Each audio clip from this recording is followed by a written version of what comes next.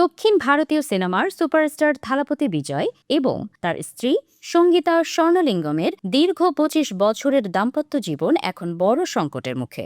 বিচ্ছেদ মামলা, পরকীয়ার অভিযোগ এবং অভিনেত্রী তৃষাকে ঘিরে গুঞ্জন সব মিলিয়ে তোলপাড় চলছে দক্ষিণী ফিল্ম ইন্ডাস্ট্রিতে। গত কয়েকদিন ধরেই সোশ্যাল মিডিয়ায় এই বিষয়টি নিয়ে চলছে তুমুল আলোচনা। এতদিন চুপ থাকলেও অবশেষে এই বিতর্ক নিয়ে মুখ খুললেন থালাপতি বিজয়। সম্প্রতি একটি নারী দিবসের এক অনুষ্ঠানে উপস্থিত হয়েছিলেন বিজয়। সেখানেই নিজের পারিবারিক অশান্তি ও গুঞ্জন প্রসঙ্গে তিনি বলেন, আমার সাম্প্রতিক সমস্যাগুলো নিয়ে আপনারা একদম চিন্তা করবেন না। ওই বিষয়গুলো আপনাদের সময় নষ্ট করার মতো গুরুত্বপূর্ণ নয়। আমি নিজেই সব সামলে নেব। আপনারা যখন আমার কারণে মন খারাপ করেন বা দুশ্চিন্তায় ভোগেন, সেটাই আমাকে সব থেকে বেশি কষ্ট দেয়।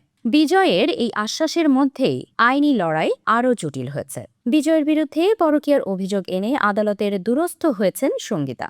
তার দাবি, ২০২১ সাল থেকে জনৈক অভিনেত্রীর সঙ্গে বিজয়ের বিবাহ বহির্ভূত সম্পর্ক রয়েছে।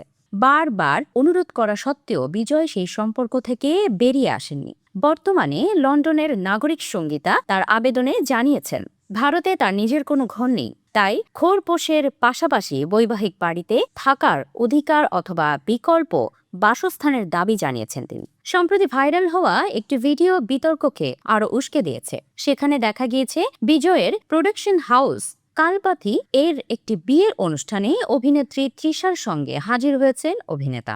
গাড়ি থেকে নামার পর তৃষাকে অনুসরণ করে বিয়ের মণ্ডপে ঢুকতে দেখা যায় অভিনেতাকে। আইনি লড়াইয়ের মাঝেই তৃষার সঙ্গে এইভাবে জনসমক্ষে আসায় ভক্তদের একটি বড় অংশ ক্ষোভ প্রকাশ করেছেন। শোনা যাচ্ছে বাবার উপর অভিমান করে সমাজ মাধ্যমে বিজয়কে আনফলো করেছেন তার ছেলে জেসন সঞ্জয়ও। ১৯৯৯ সালে বিবাহ বন্ধনে আবদ্ধ হয়েছিলেন বিজয় ও সঙ্গীতা। তাদের ২ সন্তান রয়েছে। দীর্ঘদিনের এই সম্পর্ক কেন এভাবে ভেঙে গেল তা নিয়ে যেমন জল্পনা চলছে, তেমনি বিজয়ের সাম্প্রতিক মন্তব্য ভক্তদের মনে কিছুটা স্বস্তি দিয়েছে। তবে এই মামলার ভবিষ্যৎ কি হয় সেই উত্তর সময় বলে দেবে।